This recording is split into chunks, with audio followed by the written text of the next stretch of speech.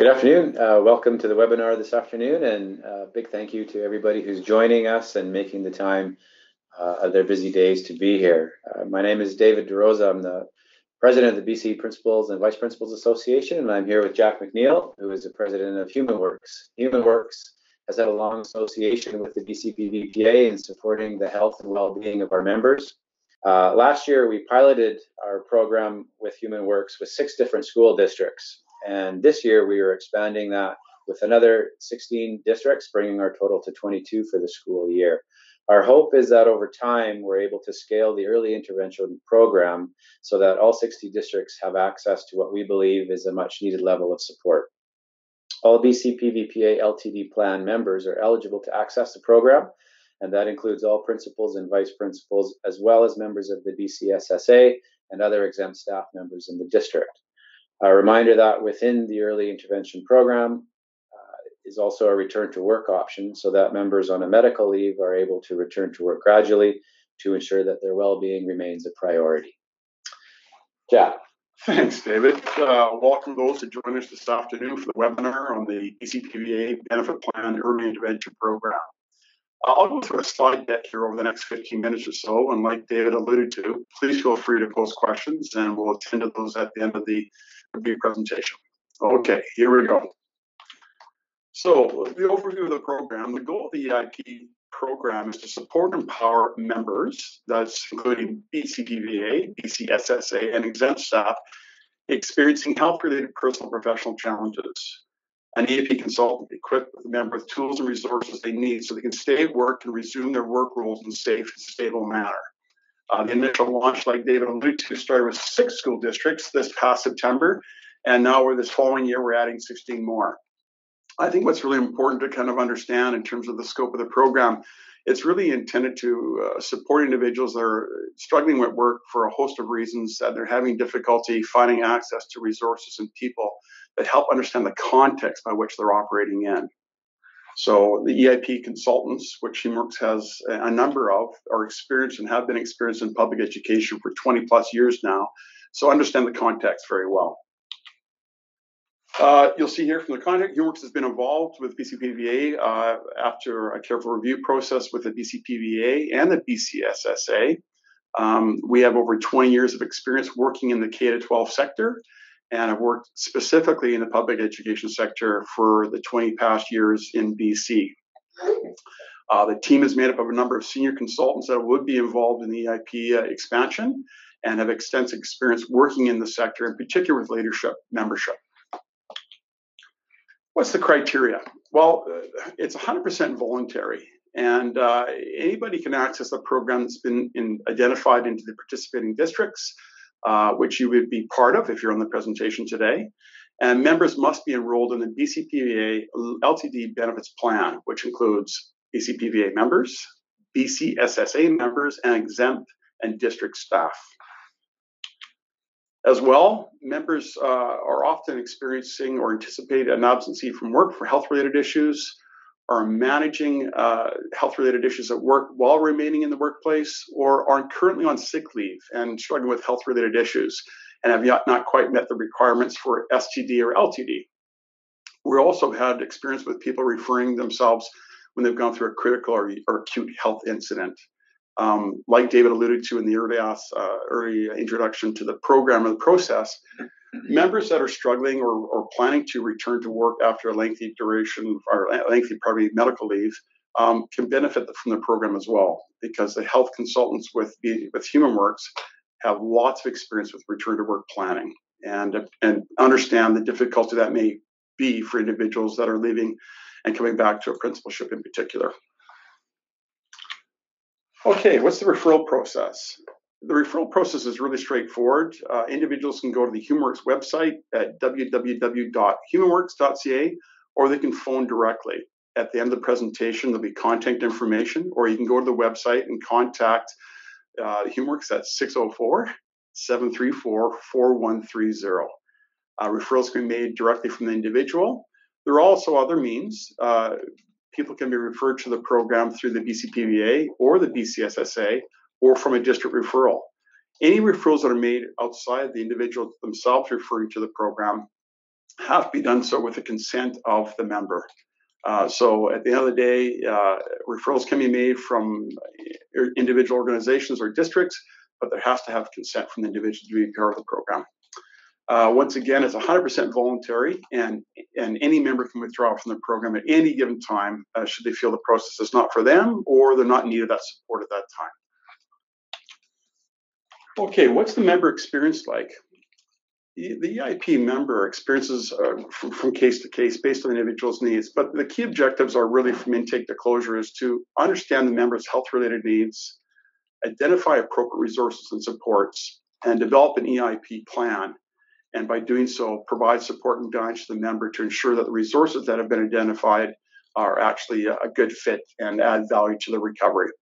Once there's a sense of accomplishment or resolution to their concerns, or they've moved through that process with a greater sense of vitality and resourcefulness, there's a closure process at the end of that.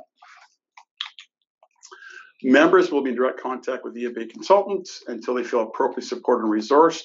The typical timeline for that can be anywhere from 2.5 to 3 months. Access points from the initial consultation take place through telephone. Some have access just through email. And on unique circumstances where there's more of an acute circumstance or just more problematic, in-person meetings do occur.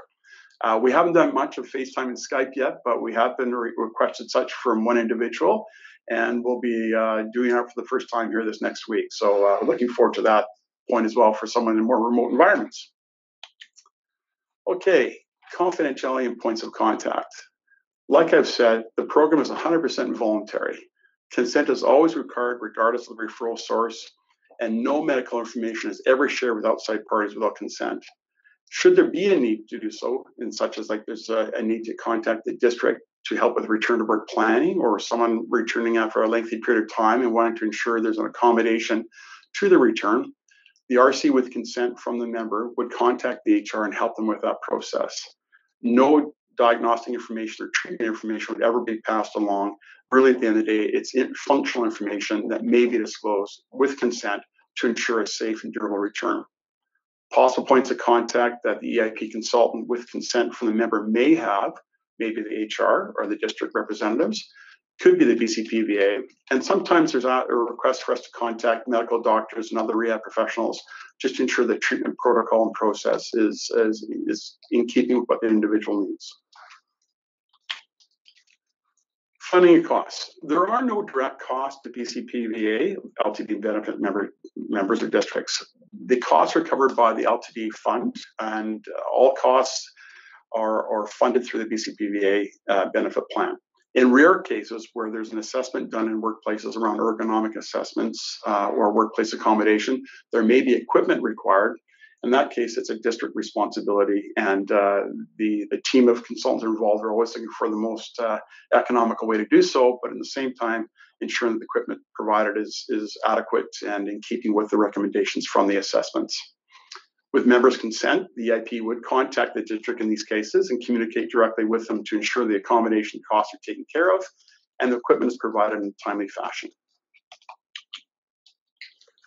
Okay, frequently asked question. Why is the BCPVPA launching this program? Well, I think it's fair to say that everybody would agree that it's in the public education system that it's becoming more and more complex and more challenging for anybody involved in it. We've found over the last 10 years in particular, but more specifically the last 5, that more and more administrators and people under the benefit plan are experiencing health-related concerns, periods of being overwhelmed or stressed beyond a regular manageable piece, and are accessing or wanted to access help.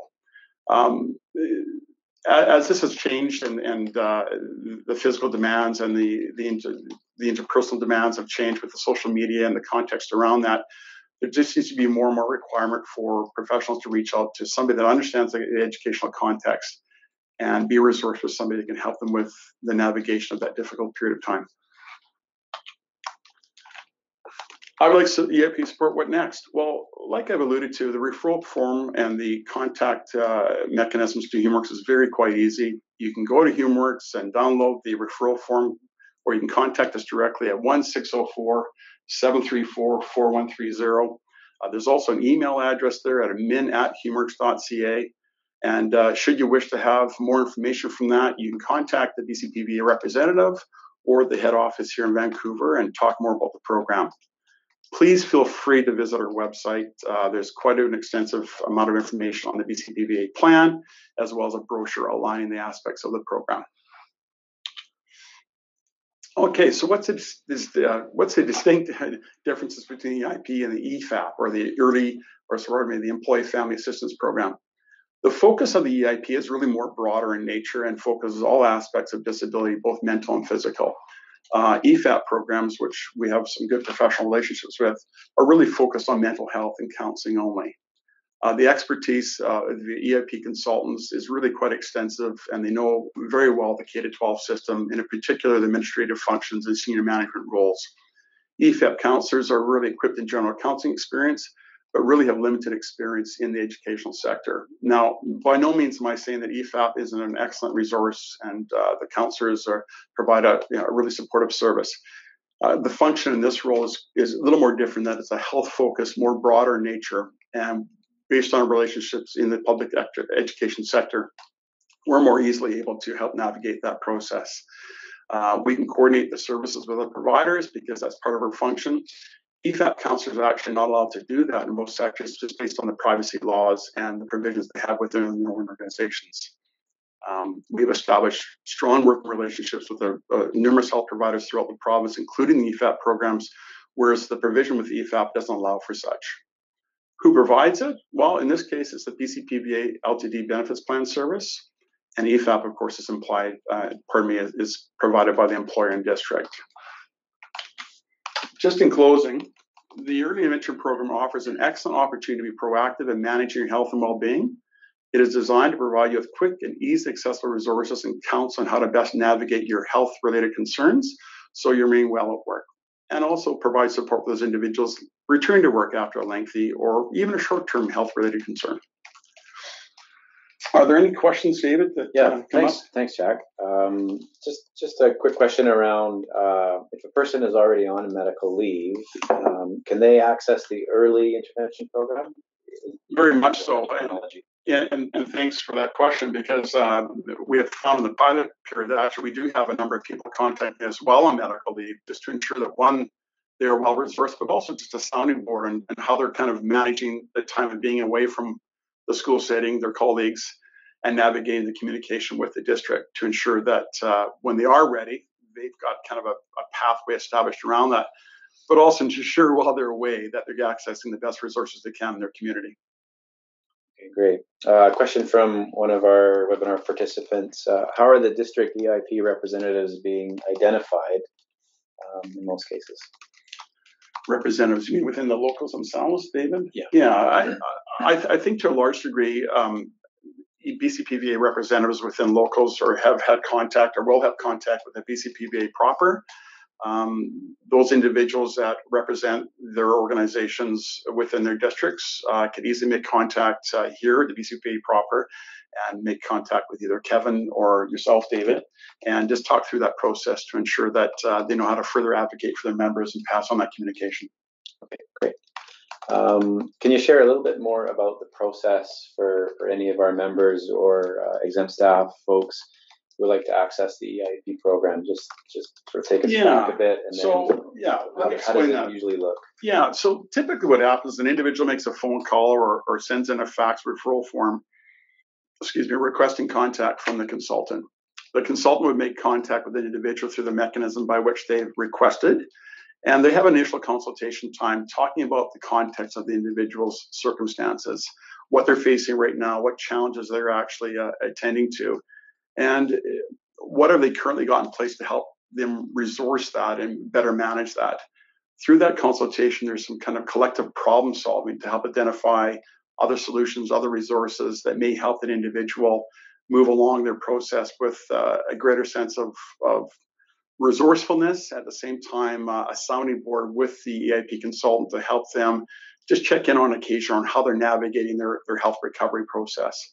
So after that initial consultation, there's kind of an agreement on the next steps, and also with that, the frequency of contact following the initial consultation. And with that, there's a regular check-in period, typically of either 1 to 2 weeks, over the next following months to ensure that the resources and the direction guidance that's been provided is befitting and actually providing some traction for recovery or feeling stronger about their health related concerns. And then with that, of course, as there's greater success with that in recovery, there's going to be a natural kind of closure of the file after kind of a 2-3 month period. But first and foremost, it's really about taking stock together, identifying really what's the contextual issues that are causing problems, how is that affecting health, and from that, how can you best tackle that together? Okay, we've got another question. Is this for BCPVPA members only? So in other words, are there principals who are not BCPVPA members who are accessing the plan? And is that more of a question maybe for me?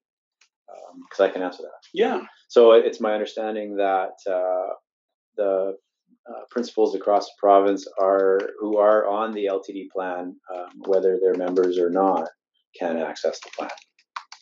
Yes, and I've yet to have any contact from anyone in the participating district that hasn't been part of the plan.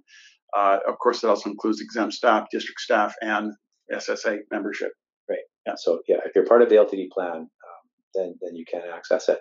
We just got another comment, just in terms of why we're doing this today, and it addresses the comment, which is ensuring awareness is a very important piece for getting members to access the program. And what we're doing is beginning with our webinar series, and then we'll use other communication strategies that we've got here at the offices of the BCPVPA to share out our pilots as we're moving forward. And certainly we'll be working with our district partners to communicate at a local level how, when, and where they can access your services, which is a great thing for all of us, because sometimes our exempt staff may not be reading e-news as frequently as PVPs. Yeah, I think what's important to recognize that it's a relatively new phenomenon that's getting bigger, and that is administrators and exempt staff and senior leaders needing and wanting help.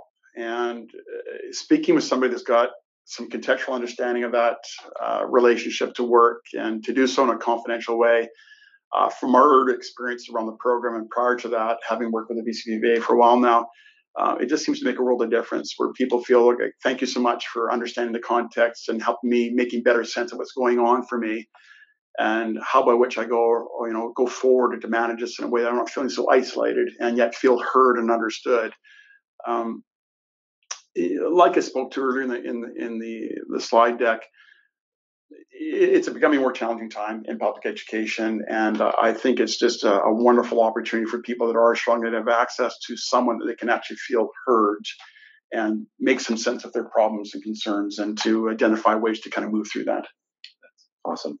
How early is too early? It's a member question. Never early enough, to be honest. No, I mean, I think what's most important is that it's all relative to the individual. I think some people feel they're wearing early at a very early stage in the year, and that's a flag for them. And those individuals are as important as those people that are off on an extended period of medical and are just kind of climbing out of that. So you can't be early enough in attending to health-related concerns. If you have a concern, or you're feeling that there's a flag going up for you around your management of your health or your sense of well-being, that's as good a time as any. Okay, and we've got another question. So in terms of the liaison process between yourself and the employer and coordinating that support, can you just give us another sort of example or scenario where and how that return to work plan fits in there? I think at the end of the day, it's, we'll talk about a variety of roles, whether it be a principalship or exempt staff member. Principalships and vice principalships are a little more difficult in terms of navigating the return to work, of course, because there's a very little wiggle room. And so once there's a clear understanding what the medical functional ability of the individuals to return, like somebody's going back and they say, I'm allowed to start either work hardening, which is like exposure to work without taking the responsibility of the job, or returning report time. Once there's a medical understanding what that means in terms of one's functionality, then with the EIP consultant and the member, there's an agree upon what that might look like if it was to go well. And from that, the consultant would contact the HR, in some circumstances, the director of instruction, whatever the point of contact the member feels is the best way to get access to the district and who they've been communicating to previously around their health. There's a bit of a conversation and negotiation around how that return might look to ensure there's a safe, durable return. But throughout the process, it's really working closely with the member and their medical team to ensure that whatever functional recovery they've gotten to is reflected in the ability of what they're able to manage going back. And I think the trick is, in particular for administrators, exempt district staff is not as critical. It's just how to find a way within that setting to ensure that the person comes back in doesn't get slammed right off the hop with a ton of work. Right, that's fair. I think that wraps it up for questions from our participants. And so with that, I'd like to thank you for your time again and the expertise that you bring to a very challenging scenario that is playing out maybe a little too often these days, and much needed support. So thank you very much for being here today. Thanks, David. And we look forward to working with you in the future. Yeah, thanks so much. Appreciate it. And thank you everybody for tuning in. And for those of you that will watch later, I'm glad you took the time to do so. Thank you.